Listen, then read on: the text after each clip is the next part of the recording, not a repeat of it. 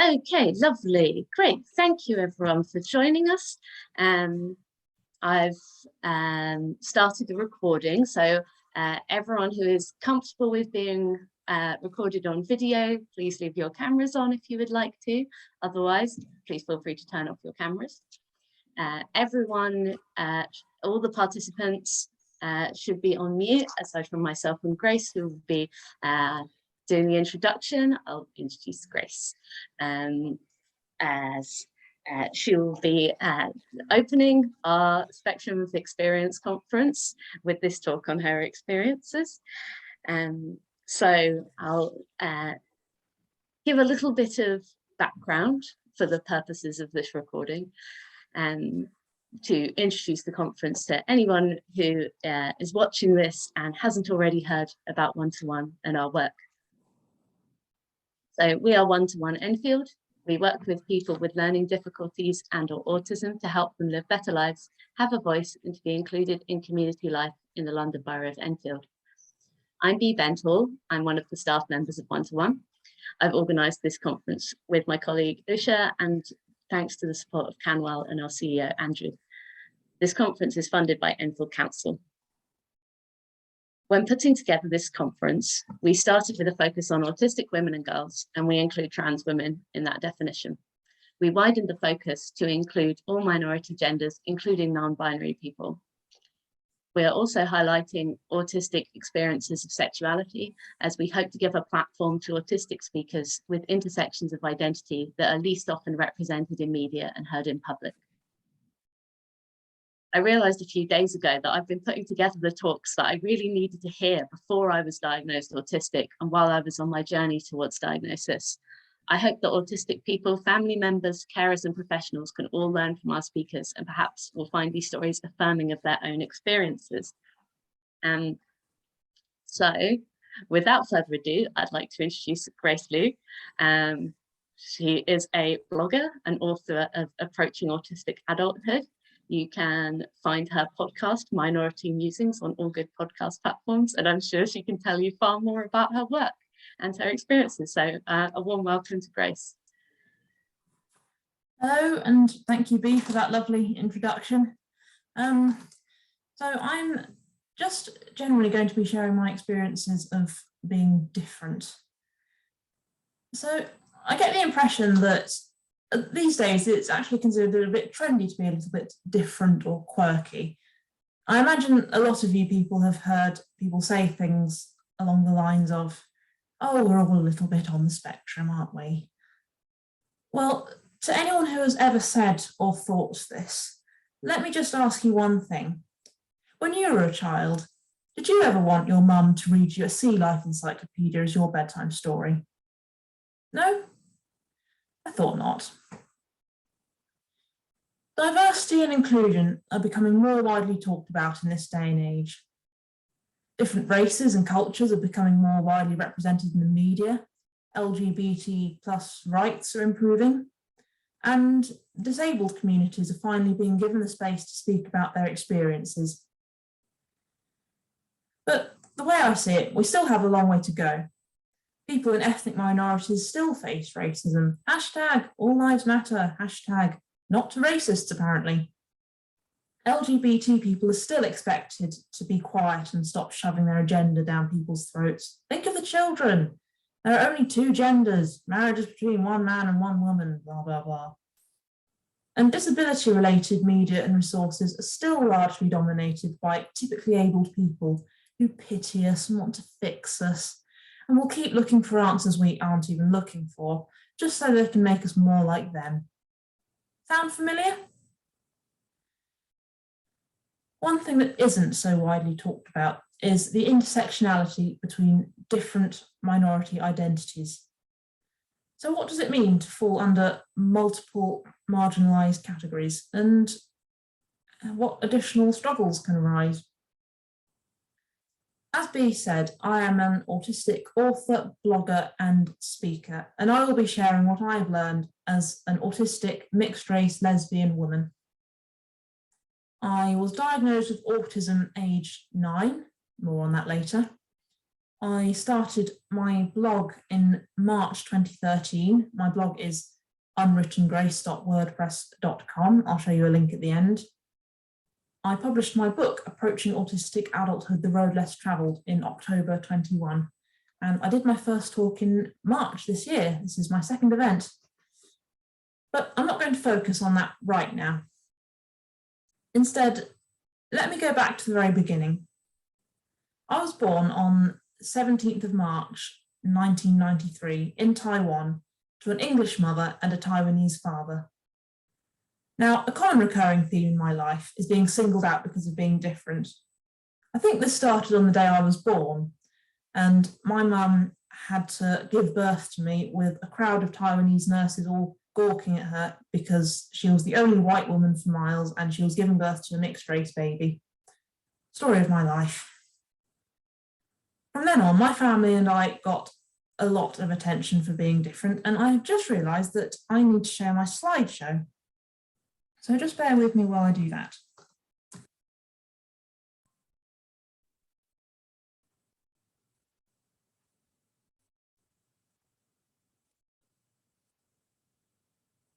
Please work.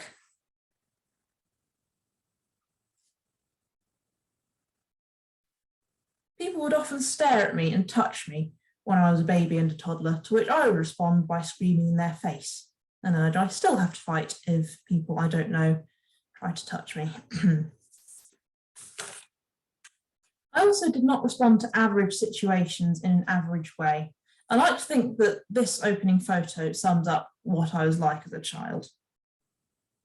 This was me at kindergarten, FYI. My grandparents would sometimes visit me from the UK, and I distinctly remember a video that they showed me in years to come of when they had visited me at kindergarten and taken a video recording. And in this video, all my classmates were zooming around the room on tricycles, and I was just sitting on my tricycle in the corner of the room, occasionally fiddling with the pedals, occasionally fiddling with the handles, having a careful look at the trike, at one point sitting up and getting off and sitting on it backwards just to see how that felt, and paying absolutely no attention to what anyone else was doing.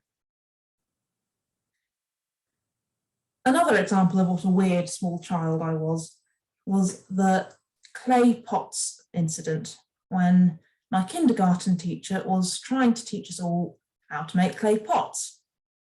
And at the end of the day, she said to my mum, "Oh, Mrs. Liu, Grace is no good at making clay pots." Sometime later, my mum asked me, "So what did you make at kindergarten today, Grace?" To which I replied, "Penguin feet," as if it was the most obvious thing in the world.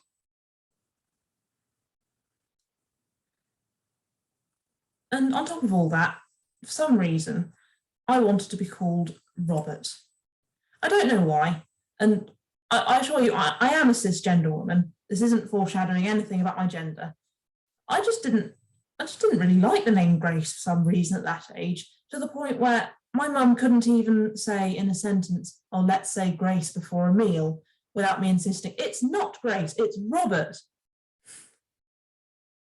But then I came from a mixed race family, and I was raised knowing two cultures. I sometimes had visits to the UK, and sometimes my British grandparents would come and visit me. So I was already different. As far as anyone was concerned, this is normal, right? And then life went tits up. My parents divorced. My mum hastily took me back to the UK just after my pictured 4th birthday. My sister was born 3 months after that. And my dad, despite all prior promises, did not stay in touch and did not support us financially. And I started primary school. And that's a lot of change for one small child to go through. So at the time, it was little wonder that I struggled to interact with people. For a start, I had completely different interests. As well as the sea life encyclopedias, my main interest was snakes, for some reason. I was absolutely fascinated by snakes. My main companion at the time was a plastic snake called Boris, pictured here.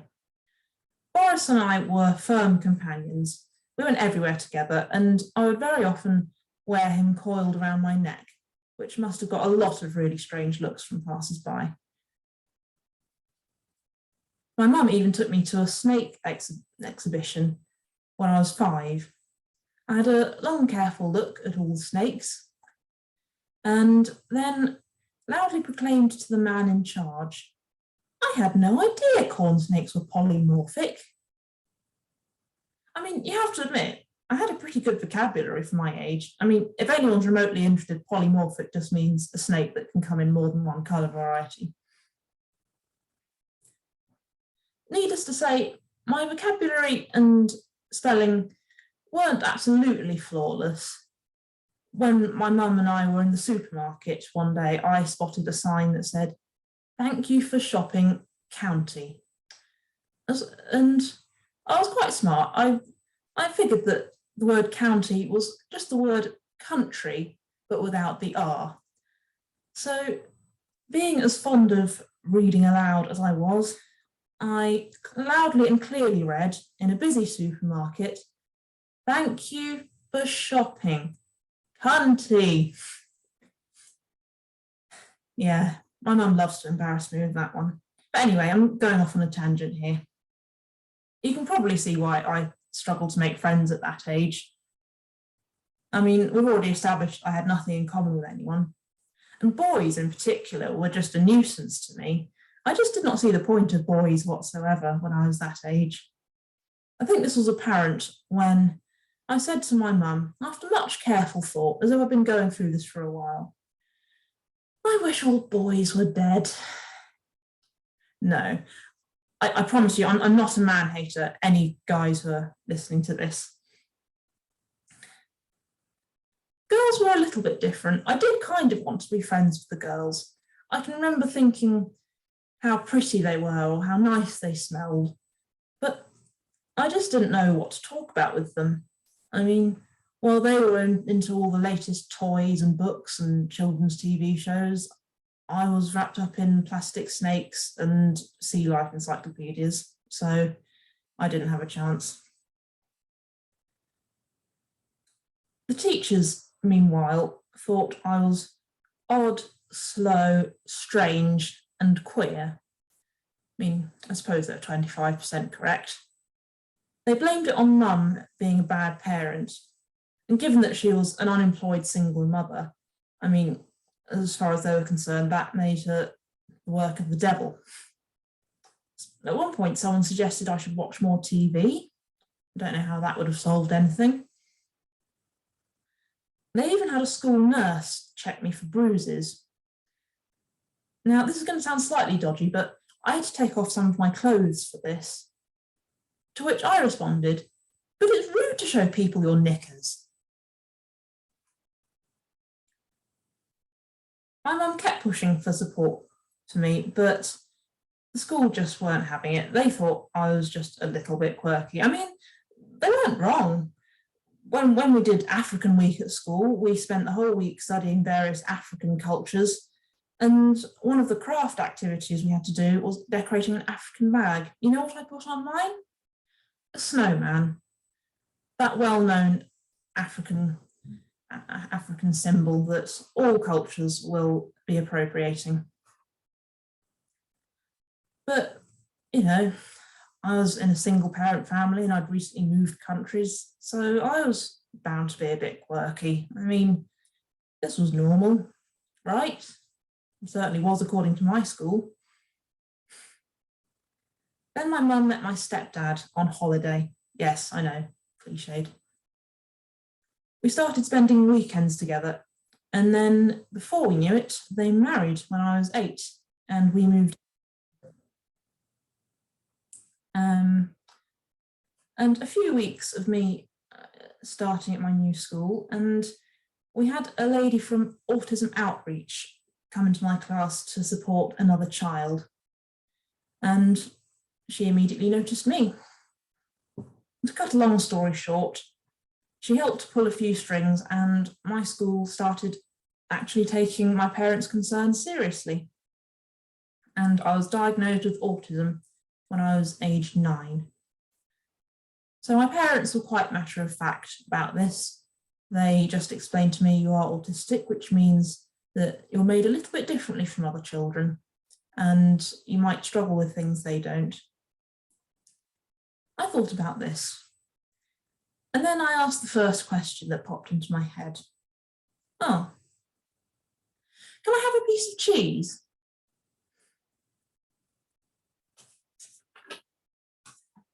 Overall, this second primary school was okay. I mean, I still didn't know how to join in with kids in groups. I still mainly played alone. I mean, there was one point where I had to answer this questionnaire about my day-to-day life and my likes and dislikes. And one of the questions was something like, what's your favourite thing to do? I just answered, anything to do with being alone. I love being on my own. And I didn't think anything of it because it's normal, right? At secondary school, it was a whole different kettle of fish. Kids made no secret of the fact that I actually wasn't all that normal. My favourite conversation starter, I know all about cat breeds, did not go down well with anyone who was hoping for any kind of social standing. I mean, come on, better than snakes, right? Kids from primary school who used to be nice to me just weren't so nice anymore. I had certain friends who would be my friend, except when they got a boyfriend or more interesting friends.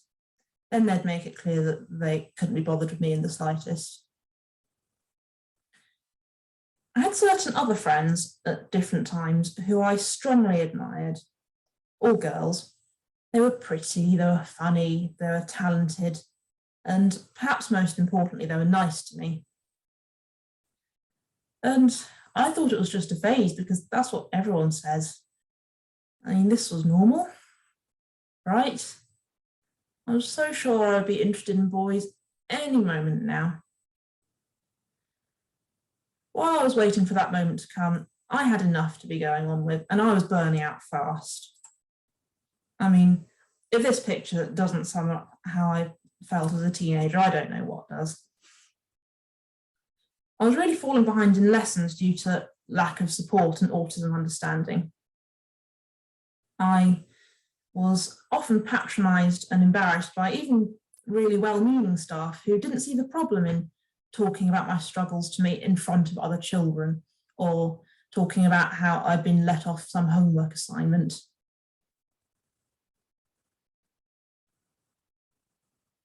And I was also really struggling to maintain healthy relationships with my peers. I think this was due to me masking and then not being able to mask anymore. So I would learn neurotypical behaviours, I would learn how to recognise them, I would learn how to put them on. I'm guessing you all have had some sort of experience with this. And then I would just kind of lose the energy to keep doing so, and any friendships that I'd begun to make would just fizzle out.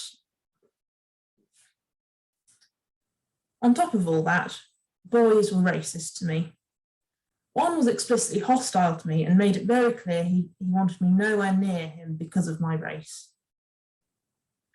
Another kept pestering me and saying he wanted to have my Chinese babies. I really wish that I had explained to him, you know, that's not how reproduction works, right? He also really liked to call me a racial slur in front of his friends, and they all thought it was hilarious. So it was understandable why I didn't want to date boys. Meanwhile, my parents were really pushing to get the staff to actually understand my autism and my needs. And as a result, we're having to do constant letters, notes, meetings, reports, etc., where my struggles were described in detail. And it began to feel like I couldn't make a mistake without it being analysed and picked up on and discussed in detail by the adults or mocked by my peers. And I learned to hate being different. things did start to look up when I got to my mid-teens, most notably when I started to make friends at church. People were less judgmental of me being autistic, and when I got speaking to people who themselves were neurodivergent in some way, I started to feel much more comfortable talking about autism myself, something that I'd really hated doing during the first few years of secondary school. And I ended up making loads of friends. I went to various socials. I even went on weekends away and summer camping festivals. I still had ups and downs at school and later college, but as far as my newfound friendship group was concerned, everything was perfect. Except it actually wasn't. It was around this time that I was first exposed to how plenty of Christians felt about what they called the gay agenda.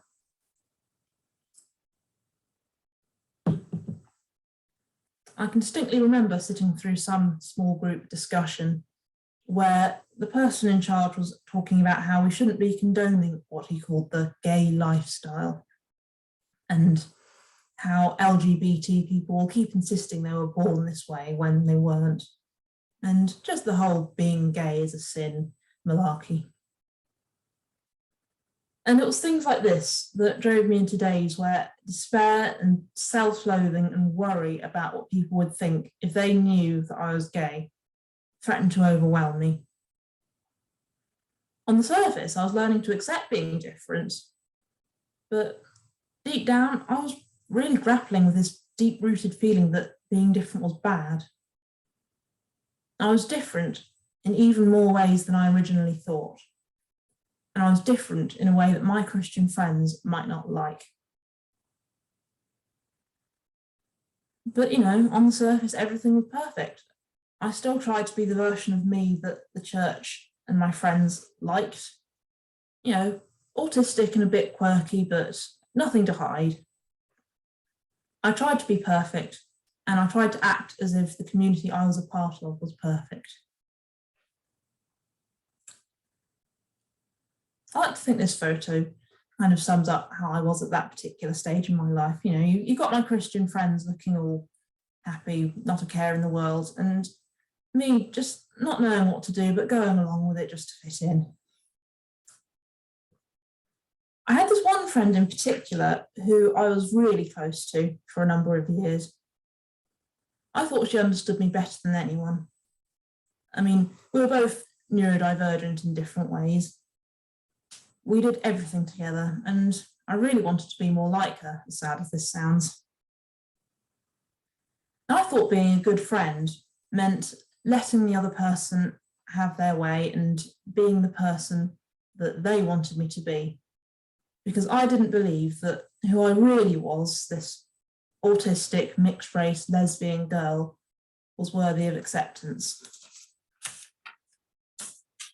So I tried to assume that she knew best about everything. And I grew increasingly frustrated by all the mistakes I kept making at social events that she was honest enough to point out to me and describe to me in detail.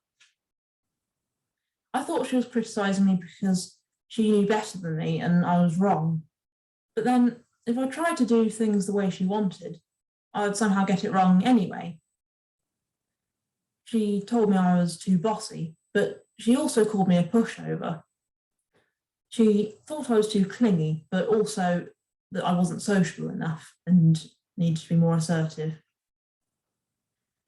She would often be in a mood with me for no obvious reason. Then, when I was on edge around her, she'd get annoyed with me for being so sensitive or treading on eggshells with her. And if we were trying to resolve issues, her word would be final, and mine would not get anywhere. If she wanted to resolve issues with me, then we had to do so regardless of whether I felt like it or not. But if I had anything to discuss with her and she didn't want to, it just didn't happen. And if I did manage to get through to her and talk to her about any concerns I had, she would often twist what I said. So, for example, when I said that I wanted her to be a bit less critical of me and maybe try and be more positive, she just replied, "Oh, so you want me to patronise you?" So of course I accepted, I got it wrong, I was being unreasonable, and she was right, and I apologised, and we carried on as we were. And as strange as this sounds, I couldn't identify why my self-confidence was so low. I just knew that I really hated myself, and I hated being autistic. I thought I was no good to anyone, and I even had moments, not really serious moments, but still moments where I wondered if people would be better off without me. I was prone to physical anxiety symptoms all the time. I was constantly feeling sick or headachy. And then, to confuse things, things would get better between us and then they'd get worse again. But then I've been told plenty of times that it's normal for people in any kind of human relationship to have ups and downs. So I just thought, this is normal, right? It'll probably come as no surprise that we fell out big time after what started as a text from me about whether or not we were going to be walking to a social event together ended up in a big argument about everything that had gone wrong with us. And in the weeks that followed, most of my friends and acquaintances, it turned out, were mainly hers. If they ever wanted to talk to me about whatever issues I'd had with this friend, they would then make excuses for her, or they thought I was misunderstanding or overreacting, or they would just point out anything that I needed to do better. And it was from this that I learned I had to make a stand for myself. I needed to set boundaries. I needed to not just settle for anyone who was nice to me. And I needed to accept all of myself. And that included my sexuality. I would have been roughly in my early 20s at this point. I came out to my immediate family rather falteringly over dinner when I just blurted it out because I didn't know what else to say. And they were absolutely fine about it, and we had a really good talk about sexuality and dating and relationships, and I felt like I'd overcome a really big milestone. I was pretty sure they would be absolutely fine with it, but it was just a question of kind of me being fine with it, I suppose, really. And about a year later, I had a similar coming out experience with the person who I now consider to be my best friend. We were having dinner at a restaurant and we're having ice cream sundaes for dessert. And when I was telling her about my sexuality and my struggles, I got so nervous that I didn't even notice I had completely crumbled the wafer from my ice cream to dust everywhere. And again, I hadn't expected her to take it negatively, but she was so loving and so understanding and so willing to listen to me ranting about things I've been bottling up for years, that to this day, this is still one of my fondest memories of her. And I think one of the most significant milestones in our friendship.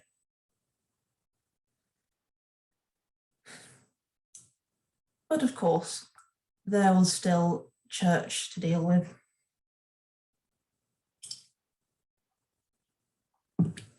Once I graduated from uni, I ended up doing this internship at a Christian bookshop. And because it was a Christian internship, I had to do a weekly discipleship course where I would spend every Monday with a bunch of other Christian interns doing Bible study together, listening to various Christian talks, and that sort of thing, really, getting to know each other. And of course, more talks meant more talks on relationships, dating, and sexuality. Very often in these talks, the viewpoint was that singleness is just a passing chapter on the way to marriage and finding the right person. Unless you're gay, in which case it's a gift that you have to accept and embrace for all eternity. I remember someone on the course talking offhandedly about how they would struggle to accept or work alongside LGBT plus people if they ever had to. We even had a talk where the speaker went off on a great big long rant about how we shouldn't be accepting or welcoming LGBT people at all, and everyone's being far too liberal these days. To mess things up further, there was all this pressure to be open and vulnerable with each other and have no secrets. Now, I'm going off on a side note here, but I really have come to resent people saying things like this. Not because I disagree or because I think they're offensive, but I just think it's way too easy for people to say things like, be open, be vulnerable, be yourself, without considering why it might not be a safe environment for certain people to be open and be themselves, and thinking about what we can do to change that.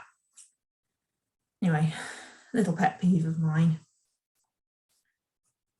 And during this course, as with many Christian social groups, that I was still trying to mask or overcome autism, even if I didn't fully realise it at the time.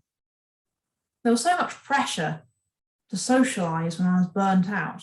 I can distinctly remember on the discipleship course that lunchtimes were the only opportunity for me to just sit quietly by myself and recharge my batteries.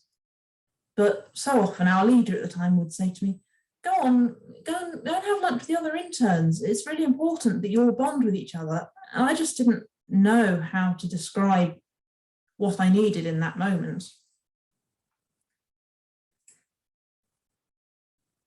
See if you can spot me in this picture. I really wish I could remember what I was thinking, but you can bet that I was on the brink of a shutdown.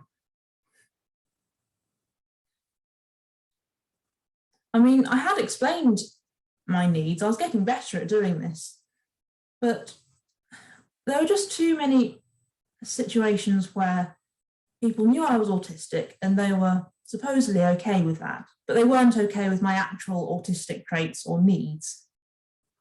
I still had to deal with people getting annoyed if I didn't make eye contact, or if I expressed myself differently, or if I struggled with different things to other people. On my first day of the discipleship course, we had to write a talk about whatever Bible passage we'd been given, and I had we had an hour in which to do it. And what with all the newness and socialization that's been going on, I had a complete meltdown over this and just couldn't make myself function. My leader was absolutely clueless as to what to do. I mean, I can't really blame him, to be honest, but I really wish that several months later he hadn't thought it funny to casually bring it up in conversation with the entire group about how I'd completely broken down over this supposedly easy task that everyone else had been managing just fine. I mean, a bit of sensitivity, please. I'd just like to add that the discipleship course did have its fun points. I did get to know lots of people. I learned a lot, and we did a lot together. But I was basically masking my head off the entire time. Though, to be honest, the neurotypical working environment wasn't really a whole lot better in a lot of ways. After the internship finished, I ended up getting a copywriting job at an online retailer, which meant basically my job was to upload data about our products to the internet. I struggled a lot with communication, and the first example of this I can think of was how I would interpret rules literally. One of the rules was that we shouldn't upload products that are over 120 centimetres in size. So when I came across data for a dog lead that was indeed well over 120 centimetres, I didn't upload it. My boss got really annoyed with me about this. It turned out what the rule actually meant was, don't upload products over 120 centimetres in their packaged state. Could have been clearer about that from the off. Another example of me taking things literally would be when the person who was training me for a particular task said, "Oh, there is no right or wrong way to get this task done." I thought, great, I can get it done in whatever way works for me, just so long as I get it done. And of course, it went completely wrong, and it turned out what he actually meant was, there are several okay and several less okay ways of doing this task, and you need to instinctively know which. But of course, problems were put down to me and my autistic brain, not the autism neurotypical language barrier. Because why would neurotypical employers even think of such a thing? I also found it really hard when I would ask a seemingly simple yes or no question, and then whoever was working with me would give a really long and detailed answer. I came up with the following analogy to help them understand why this was hard for me. If I say, do I need to do X or Y? And the person answers X, that is like me saying, would you like tea or coffee? And them answering tea, please. If, on the other hand, I ask, should I do X or Y? And they give me a great big long detailed answer, that is like me asking, would you like tea or coffee? And then replying, you need to brew it for precisely 3.5 minutes so it's not too dark, add a splash of milk and a bit of sugar. This is my favourite drink because it's what my family always make. What? Just slow down there. That's way too much information. It might be important, it might be relevant, but it's not the actual answer I was looking for. So can you understand why these things are really confusing for me?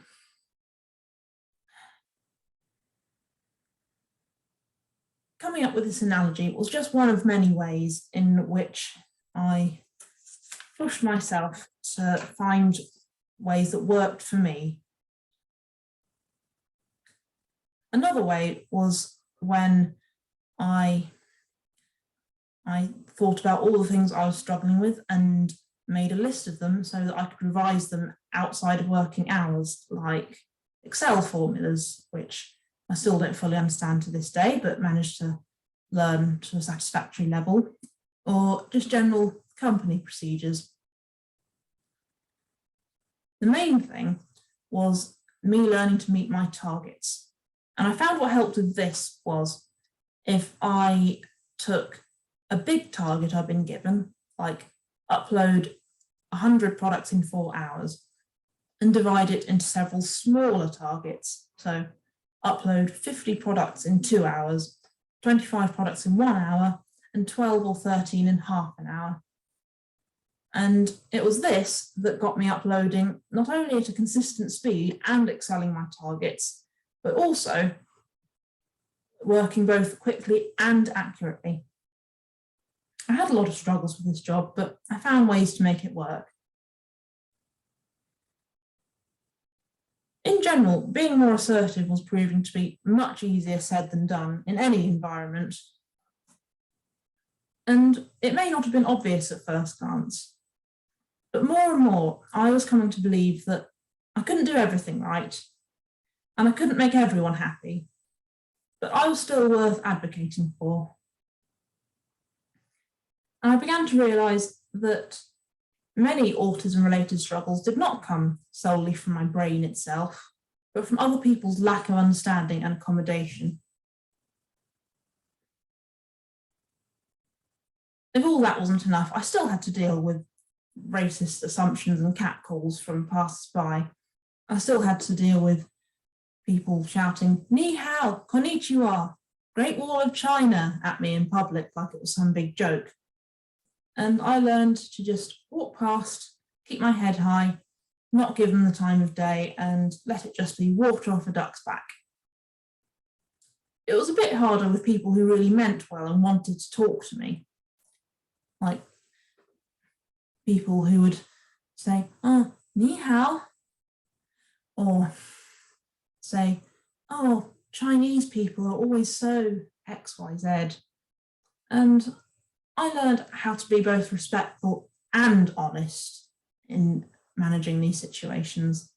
And I've learned that it's actually okay to say, I'm actually half Taiwanese, but I only speak English, I only live in England. And it makes me really uncomfortable when people make assumptions about my race.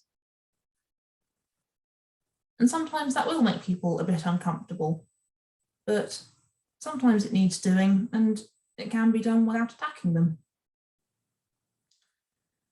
Overall, I moved past seeing the various parts of my identity as things to hide or overcome, and began accepting them as me.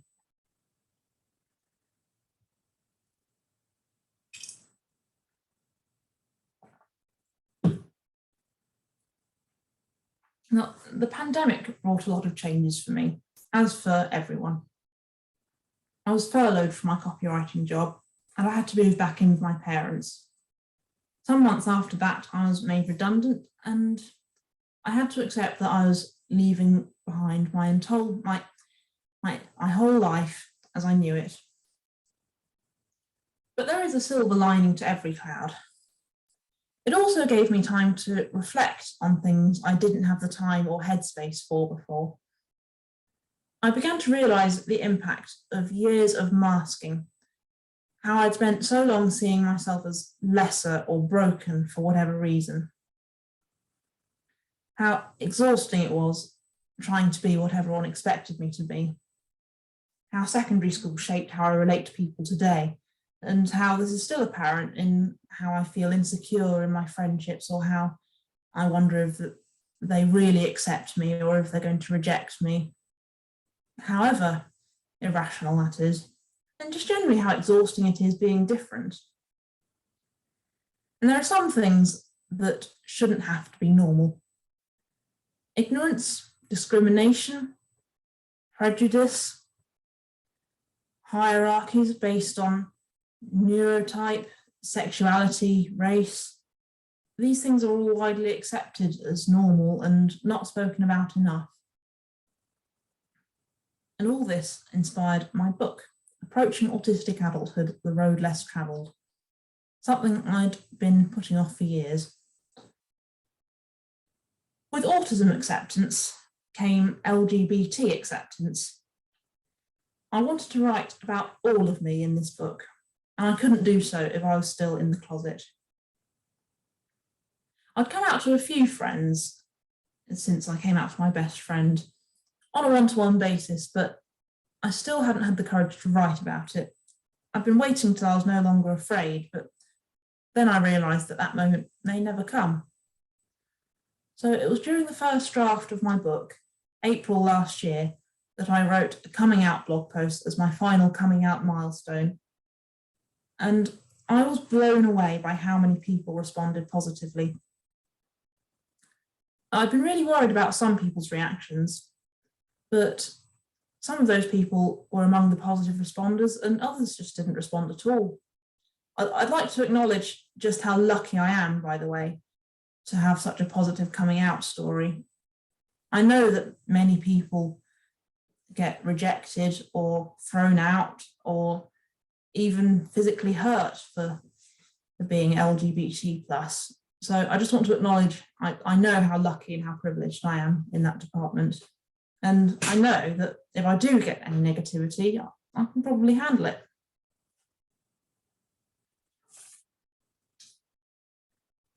So at the end of this talk, I'm going to have a bit of a Q&A session and a slide showing my own personal links and resources and those that have been useful or inspiring to me. But before I do that, I'm just going to share a few things I have learned to conclude. You can grow up accepting something as normal and come to resent it or grieve for it later in life.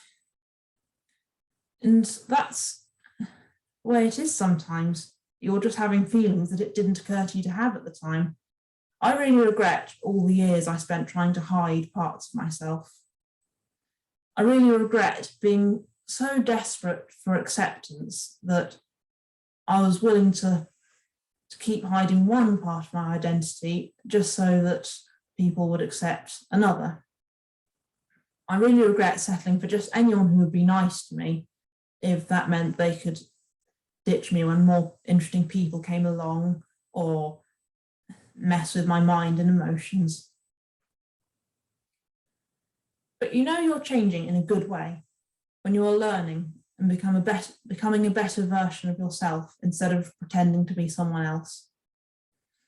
I've fought to be more assertive because I'm tired of knowing my place as a mixed race, autistic, lesbian woman, staying in my box and only saying what people want to hear. And saying what people want to hear is a common issue when it comes to stories about disabled people. You may have heard the term inspiration porn. It's all too common for typically abled people to hear a story from someone who is disabled or in any way different, gush about how inspirational or how heartwarming they or their story are. Maybe for good measure, say something patronising about how this is why disabled people exist, to inspire and educate the rest of us. Then carry on with nothing actually changing. Now, let me just get one thing straight. I do want to inspire and educate, and I appreciate admiration as much as the next person, but I'd like to have thoroughly earned it. I talk about autism, and I write about autism to create a better world for autistic people, and I do so because I have made it one of my goals.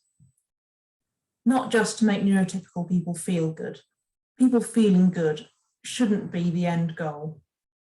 Sometimes people will have to face uncomfortable feelings or uncomfortable truths in order for there to be any growth or change. And I certainly don't do it because it's the only purpose I'll ever have. I've come to realise that we need to be able to see each other's similarities and differences in order to understand each other. We're all a bit the same and a bit different. I think it's very easy for people to either completely fixate on something that makes someone different from them, or to try and act like these differences don't exist and just try and ignore them and erase them completely. But real life just isn't that black and white. I think we need to accept that. And finally, I will say this to anyone who has struggled with being different in any way. Simply existing as someone in a minority is easy. Standing strong and owning your differences, despite what society thinks, is another thing altogether. Right, as promised, on to the next slide, full of resources that I hope you'll find useful. Yeah, feel free to ask any questions.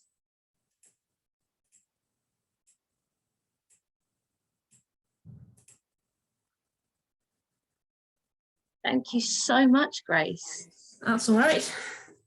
Thank you so much. That was amazing. That was wonderful. That was rich with information and experiences. Thank you. I was really worried. No, thank you so much for sharing. You covered so much. You covered an awfully large time period of life, and while also going into a great deal of detail. And I found many of your anecdotes very funny and many of them very relatable.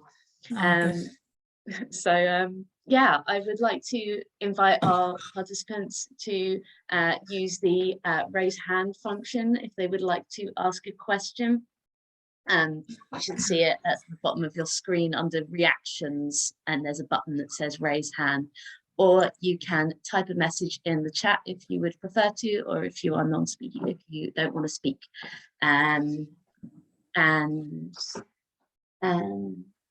Yeah, I've got a question myself. If we haven't got anyone who wants to start, I'd also like to invite my colleagues to ask questions if they have them. Fire away. I don't quite know what the raise hand function is, but I'm sure I'll learn something. Yeah, so hopefully if someone raises their hand, it will come up on my screen, and it will show me. Yes, Lily, if you'd like to take a screenshot of the page of resources, you can. We've also got Grace's blog and book and links on our website, so they'll go up there. So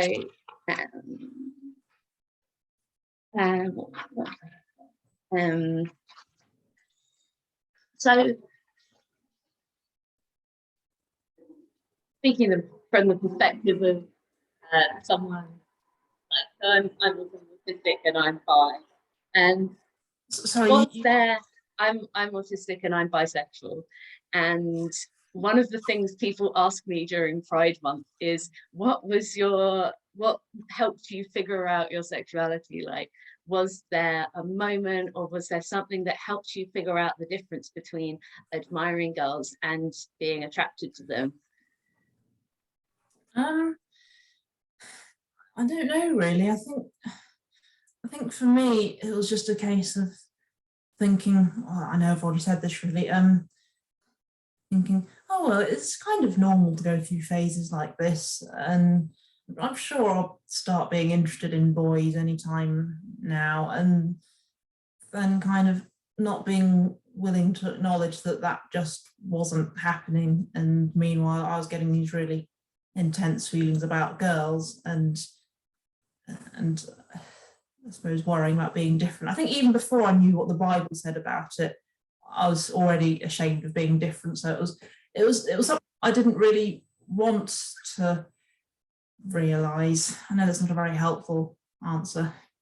No, I think it's really important to acknowledge ways in which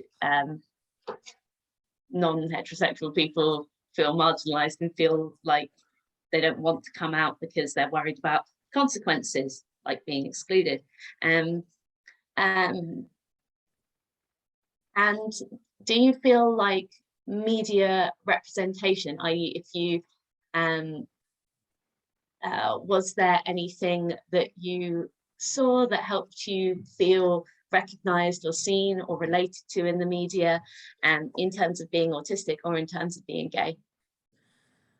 Not so much when I was growing up, sadly. It'd been really good if there was. In terms of being autistic, my latest favourite books are the ones that I've listed here by Elle McNichol, especially A Kind of Spark, because that was the first book I ever read where I could just completely identify with the autistic protagonist, and I don't know, it just felt really priceless to me to read a book where I can actually relate to this character. They go through struggles that I go through that most people don't really talk about. But it, at the same time, it actually made me really sad, because I had never felt like that about a book or any other kind of story before. And neurotypical people kind of get to read about neurotypical friendships and situations all the time. So it was quite a sobering discovery finding my latest favourite book. Yeah, it can be really potent in finding representation. And speaking as someone who absolutely loves Steven Universe, I often find myself thinking I wish that the kind of cartoons that children have today, where representation is far more out in the open, or even just more freely hinted at, much more freely hinted at. Let's not put it up too high. But I'm really glad to see that. And one of the things I find interesting about being part of the autistic online community is how readily I find autistic people willing to see characters who nobody has ever said outright are autistic, but perceive those traits in them. And I think that happens with autistic and lesbian, gay and bi people, is that we find characters that might not be said like out loud, oh, they are of that orientation, but we spot the clues.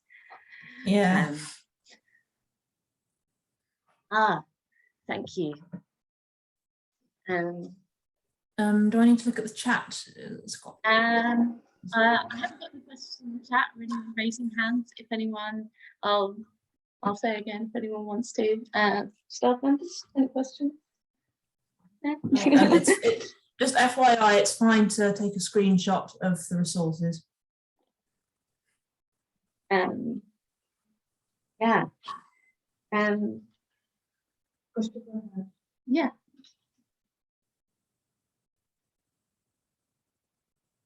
Oh, someone's raised their hand. Oh, hello, Grace. My name's Chris. Hello. I don't have a question, but I just wanted to say that I found your presentation incredibly interesting and informative, and very grateful to you for sharing your experiences to help me understand a little bit better. So thank you very much.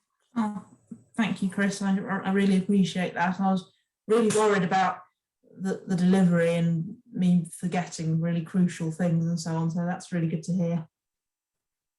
Thank you.